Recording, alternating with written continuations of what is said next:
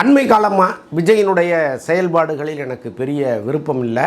So அதன் காரணமாக நான் விஜய்க்கு எதிராகவும் தாவேகாவுக்கு எதிராகவும் சில கருத்துக்களை தொடர்ந்து பதிவிட்டுட்டு வரேன். பல்வேறு நேர்காணல்களில் நான் தாவேகாவுக்கு எதிராக தான் பேசிகிட்டு இருக்கேன். அண்மை காலமாக முக்கியமாக அந்த த்ரிஷாவோடு அவர் ரிசப்ஷனுக்கு வந்ததிலிருந்து என்னுடைய கருத்தில் பல மாறுபாடுகள் வந்துருச்சு. முக்கியமாக ஒரு எலைட்டு விஜயாக அவர் இருக்கார்.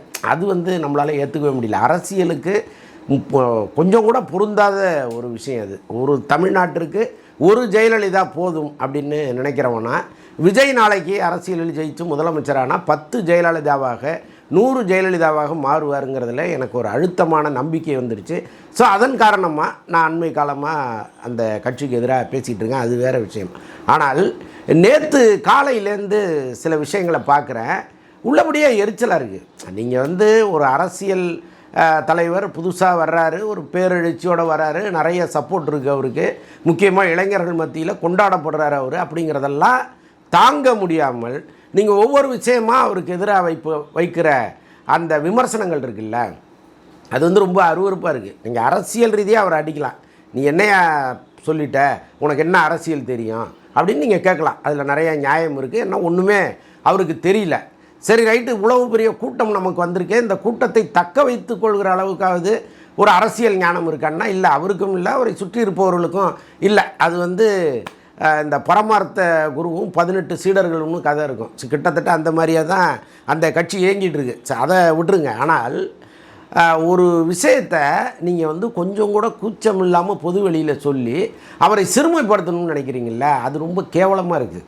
அரசியல் ரீதியாக நீங்கள் என்ன வேணாலும் அவரை அடிங்க, அதில் ஒன்றும் தப்பு கிடையாது. ஆனால் இந்த கரூர் சம்பவத்தை இப்போ எடுக்கிறாங்க கையில். அதில் என்ன சொல்கிறாங்கன்னா, இந்த கசிந்த வீடியோ காணொலி அப்படின்னு ஒன்று போடுறாங்க. அங்கே படப்பிடிப்பு நடத்தப்பட்டது, ஜனநாயகன் படப்பிடிப்பு அங்கே கரூரில் நடத்தப்பட்டது அப்படின்னு ஒரு விஷயத்தை மக்கள் மத்தியில் கொண்டு வராங்க. இப்போ நேத்திலேருந்து கசிஞ்சுதுன்னு ஒரு வீடியோ ஒன்று வெளியிடுறாங்க. பார்த்திங்கன்னா ஒரு ட்ரோன் ஷாட்டு மேலேருந்து அந்த காட்சியை போட்டு இது இப்போ தான் கசிஞ்சுது, இது விஜய் அந்த ஹார்ட் டிஸ்கெல்லாம் அழிச்சிட்டாரு, அதுலேருந்து ரெக்கவர் பண்ணி சிபிஐ எடுத்த காட்சி இது அப்படின்னு சொல்லி போட்டுட்ருக்காங்க.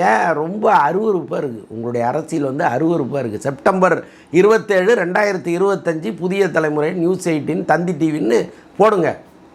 இவ்வளவு காணொலிகளும் அதில் இருக்குது. எல்லாத்தையுமே எடுத்து விஜய் தானேங்க. எங்கேருந்து அங்கே சேனல் எடுத்துச்சு? விஜய் தான் அவர் போகிற இடங்களிலெல்லாம் அந்த கட்டுக்கடங்காத கூட்டத்தையும் ஆர்ப்பரிப்பையும் மக்கள் தன் மீது வைத்திருக்கிற அன்பையும் பதிவு செய்யணும்னு நினச்சி எடுக்கிறாரு. அது எங்கே படப்பிடிப்பு ஜனநாயகனுக்காக எடுத்தது? எல்லா கட்சியும் செய்கிறது தானேங்க அது. இப்போ திமுக மாநாடு சமீபத்தில் நடந்துச்சு, எத்தனை ட்ரோன் ஷாட்ஸு, அது எப்படி எடுத்தாங்க? அது என்ன ஷூட்டிங்காக எடுத்தாங்களா? அது என்ன படப்பிடிப்பு இதை கொண்டு போய் ஏதோ ஒரு படத்தில் சேர்க்க போகிறாங்களா என்ன? அவங்க ஒரு ஆவணமாக அதை வச்சுப்பாங்க. ஸ்டாலின் முதலமைச்சரான பிறகு அந்த நியூஸ் ரீல்லாம் போடுவாங்க இல்லையா, அதில் அதை சேர்ப்பாங்க. அப்புறம் திமுக தொடர்பான ஏதாவது விழாக்கள் நடக்கும்போது இந்த கூட்டத்தை போட்டு காமிப்பாங்க. அவர் மக்களோடு அந்த அந்த நம்பிக்கையோடு அவர்களை எதிர்கொள்கிற விஷயம்லாம் ரொம்ப ஹாப்பியாக அவங்க போடுவாங்க. எல்லா கட்சியுமே இதை எடுக்குது. அதிமுக எடுக்கலையா, திமுக எடுக்கலையா, காங்கிரஸ் எடுக்கலையா, பிஜேபி எடுக்கலையா? எல்லா கட்சியும் தானே ட்ரோன் ஷாட் வச்சு எடுக்கிறான். ஒன்றும் இல்லை, ஒரு கல்யாணத்துக்கு ஃபோட்டோ ஷூட் பண்ணுறாங்க, போய் பாருங்கள் எத்தனை கேமரா வச்சு எடுக்கிறான், ஜிப்பெல்லாம் வச்சு எடுக்கிறான் ஒரு கல்யாண ஃபோட்டோ வீடியோவை. அப்படி போயிட்டுருக்கு உலகம். இவர் இவ்வளோ பெரிய கூட்டம் வருது, இவர் நாளைக்கு நாம் வரலாறாக மாறும் பொழுது என்னுடைய முதல் மாநாட்டில் எவ்வளோ பெரிய கூட்டம் வந்துச்சு பாரு, நான் பிரச்சாரத்துக்கு போகும்போது எவ்வளோ பெரிய கூட்டம் வந்துச்சு பாருங்கிறதுக்காக பல்வேறு கேமராக்களை வச்சு எடுத்துருக்கிறாரு. அதை எப்படி ஒருத்தர் அழிப்பார்? நீங்கள் இப்போ விஜய் அவர் கட்சி ஆட்களை விட்டு கூட்டத்தில் பூந்து பல பேரை கழுத்து நெரிச்சு கொள்ளு, கட்டையால் அடித்து கொள்ளுன்னு சொல்லியிருந்தா அதை அவர் அழிக்கிறதுல நியாயம் இருக்குது. எதுக்கு அழிக்கணும்? அது பதிவு செய்யப்பட்ட விஷயம், அவரே தேவைன்னு பதிவு செய்யப்பட்ட விஷயம். இதில் எவ்வளோ பெரிய காமெடி பண்ணுறாங்கன்னா, அந்த பஸ்ஸை பறிமுதல் பண்ணிட்டாங்கன்ட்டாங்க. நடுவில் ஒரு கார் அந்த பஸ்ஸை இழுத்துட்டு போகிற மாதிரி ஏஐயில் ரெடி பண்ணி அப்படியே ஒரிஜினலாக போட்டான் ட்விட்டரில். நான் கூட அந்த பஸ்ஸை பறிமுதல் பண்ணிட்டாங்க போல இருக்குது, எத்தனை வருஷம் கழிச்சு திரும்பி வருமோன்னு நினச்சிட்டு இருக்கேன். பார்த்தா அதே பஸ்ஸில் தான் அடுத்து பிரச்சாரத்துக்கு போகிறாரு. அப்போ எவ்வளவு இழிவான ஒரு வேலையை இங்கே பார்த்துட்ருக்காங்க பாருங்கள்.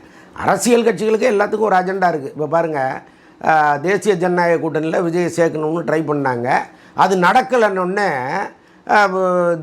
பிஜேபி ஆட்கள்லாம் கிளம்பிட்டான். இவங்க சப்போர்ட்டர்ஸ் தான் நேற்று அந்த வீடியோ வெளியிடுறாங்க. வெளியிட்டு இது வந்து இப்படி அது அப்படி, இது வந்து ஜனநாயகன் படத்துக்காக எடுக்கப்பட்டது பார்த்தீங்களா, ரவுண்டெல்லாம் போடுறான், ரவுண்டு போடுறான், அம்புக்குறி போடுறான், இங்கே ஒரு கேமரா இருக்குது, இங்கே ஒரு கேமரா, திமுக கூட்டத்தில் எடு எத்தனை கேமரான்னு பாரு, அதிமுக கூட்டத்தில் எடு எத்தனை கேமரான்னு பாரு.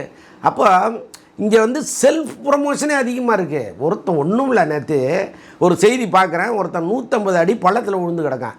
என்னடான்னா செல்ஃபி எடுக்க போயிருக்கான். அவனை அவன் அழகாக காமிச்சு அதை ஃபேஸ்புக்லேயோ ட்விட்டர்லேயோ போட்டு 10 லைக் வாங்கிறதுக்கு அவ்வளோ ரிஸ்க் எடுக்கிறான்.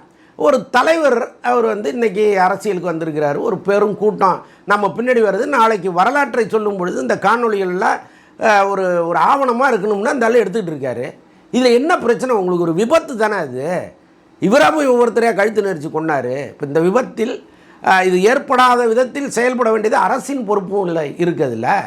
அது எல்லாமே விஜய் தான் பண்ணாருன்னா ரொம்ப அருவருப்பாக இருக்கும் உங்களுடைய அரசியல். எவ்வளவு நேற்று அந்த இஃப்தார் நோன்புக்காக போகிறாரு, அங்கே அந்த குர்ஆனை தலைகீழ கொடுத்துட்டாங்க அவர் கையில்.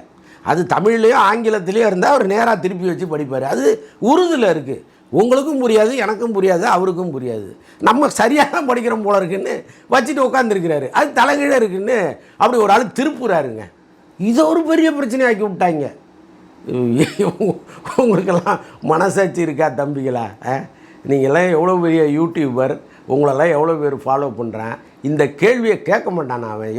எல்லா கட்சியும் எடுக்குது, விஜயும் எடுத்தார், என்னடா பிரச்சனைன்னு கேட்பானா? கேட்க மாட்டானா? எல்லாத்தையும் அப்படியே புலனாய்வு செஞ்சு அப்படியே பயங்கரமாக அதை நீங்கள் பழைய வீடியோலாம் போய் பாருங்கள். அந்த ஆளுத சொன்னதெல்லாம் பொய்யா இருக்கும். அதுக்கும் இப்போ நடக்கிறதுக்கு சம்மந்தமே இருக்காது. எதையாவது அடிச்சு விட வேண்டியது. அவர் பிஜேபிக்கு வந்தால் ஒரு கருத்து, பிஜேபிக்கு வரலன்னா ஒரு கருத்து. என்ன உங்கள் நிலைப்பாடுன்னே புரியல. ஸோ இப்போ இந்த செல்ஃப் ப்ரொமோஷனுங்கிறது மிக முக்கியமான விஷயமா இருக்குது. எல்லாத்தையும் தாண்டி அரசே செய்தி மக்கள் துறைன்னு ஒன்று வச்சுருக்கு, செய்தி மற்றும் விளம்பரத்துறைன்னு ஒன்று வச்சுருக்கு. அதோடய வேலையே என்ன தெரியுமா? முதலமைச்சர் போராடமெல்லாம் கேமரா தூக்கிட்டு போகிறது தான். அதையெல்லாம் எடுத்து அப்பப்போ எடிட் பண்ணி நியூஸ் ரீல்னு போடுவாங்க. எம்ஜிஆர் காலத்துலேருந்து இருக்குங்க. நான்லாம் படிக்கிற காலத்தில் எம்ஜிஆர் அப்படி வருவார், மக்கள் கூட்டத்துக்கு நடுவில் வருவார், இந்த நியூஸ் ரீல் போடுவாங்க. அப்படியே ஆனந்தமாக இருக்கும். பர்றா எவ்வளோ பேர் ஒரு ரசிக்கிறாங்க அப்படின்னு இருக்கும். கலைஞர் வருவார், அப்படியே கருப்பு கண்ணாடியை போட்டு அந்த துண்டை போட்டுக்கிட்டு அந்த ஜீப்பில் அப்படி கையை காட்டினாருன்னா அப்படியே ஜனங்க ஆர்ப்பரிக்கும், அதெல்லாம் போடுவாங்க. நியூஸ் ரீலில் வந்திருக்கு. நாங்கள்லாம் சந்தோஷப்பட்டிருக்கோம், பார்த்துட்டு கொண்டாடி இருக்கோம். அந்த மாதிரி தான் இதை எடுக்கிறாங்க. இது ஏதோ கொள்றதுக்காகவும் எடுத்ததாகவும், அதை வந்து ஜனநாயகன் படப்பிடிப்பில் அந்த கிளைமாக்ஸை கொண்டு வந்து கூட்டத்தில் பல பேர் இறப்பது போல ஒரு காட்சியை சித்தரித்து, அட பாவியில் இந்த படத்தோட டைரக்டர் ஒருத்தர் இருக்கார். ஒரு டைரக்டர் இல்லாமல் ஒரு ஷூட்டிங் முதல்ல நடக்குமா? உங்களுக்கு சினிமா அடிப்படை அறிவு இருக்கா? பெப்சின்னு ஒரு அமைப்பு இருக்குது. இங்கே ஒரு டைரக்டர் இல்லாமல் ஒரு ஷூட்டிங் நடத்தவே முடியாது, ஒரு எடிட்டிங் பண்ணவே முடியாது. இப்போ படத்தை ப்ரொடியூசர் பார்க்குறாரு, 500 கோடி பணம் போட்ட ப்ரொடியூசர் அவர். அதில் 2 காட்சி அவருக்கு பிடிக்கல, தூக்க முடியாது அவரால். அவர் தான் பணம் போட்டார், அவர் தான் சம்பளம் கொடுத்தாரு, எல்லாமே அவர் காட்சியில் செஞ்சது தான். அந்த 2 காட்சியை தூக்கணும்னா அவர் மல்லுக்கு நிற்கணும் டைரக்டர் சம்மதிச்சா தான் இது நடக்கும். அப்படி தான் இங்கே இருக்கிற சிஸ்டம். இன்னமும் இவங்களா போனாங்க, கட்சி உணவத்தை வரல, இவங்களா எடுத்தாங்க. என்னையா உங்கள் ஒரு லாஜிக் இருக்கா? நான் இப்போவும் சொல்கிறேன், விஜய்க்கு ஆதரவானவன் நான் இல்லை. அது வந்து போன மாதம். இப்போ வந்து எப்போ அவர் இந்த மக்களை வேறு மாதிரி பார்க்குறாரா, எனக்கு வந்து அதில் உடன்பாடே கிடையாது. ராகுல் காந்தி இந்தியாவில் மிகப்பெரிய பணக்காரர்கள் ஒருவர் ராகுல் காந்தி. அவர்கிட்ட இல்லாத சொத்தா?